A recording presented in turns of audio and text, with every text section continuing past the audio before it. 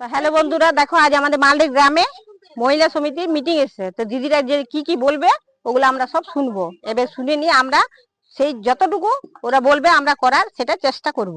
তাহলে কালকে কি বলেছিলাম যে বাল্য বিবাহ আমরা বন্ধ করব, প্লাস্টিক পোড়ানো বন্ধ করব,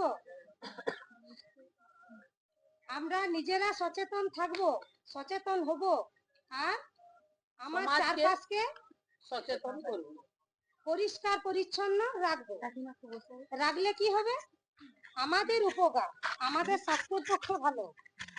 যদি আমরা অপরিষ্কার অপরিচ্ছন্ন থাকি তাহলে আমাদের নিজেদের ক্ষতি, তার চারপাশ ক্ষতি। তাহলে আমরা কি করবো? যে জিনিসগুলো আমাদের ক্ষতি করে সেই জিনিসগুলো থেকে আমরা সবসময় এড়িয়ে চলবো। যেমন বাড়ি ছাড়িয়ে জলের নদী আর আছে, সেখানে জল জমা হয়ে আছে, সেখানে এক প্রকার পোকার সৃষ্টি হয়, সেটা থেকেই আমাদের ডেঙ্গু মশার সৃষ্টি হয়। ওই ডেঙ্গু মশায় যদি কামড়াইছে তো মানে মানুষ বাঁচানো অসম্ভব হয়ে যায়।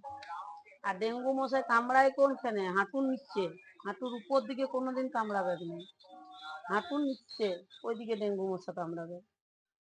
সেই জন্য একটু নিজেকেই সাবধান রাখবে, বাচ্চাদেরও পরিষ্কার পরিচ্ছন্ন রাখতে হবে, নিজেদেরকেও পরিষ্কার পরিচ্ছন্ন পিছনে না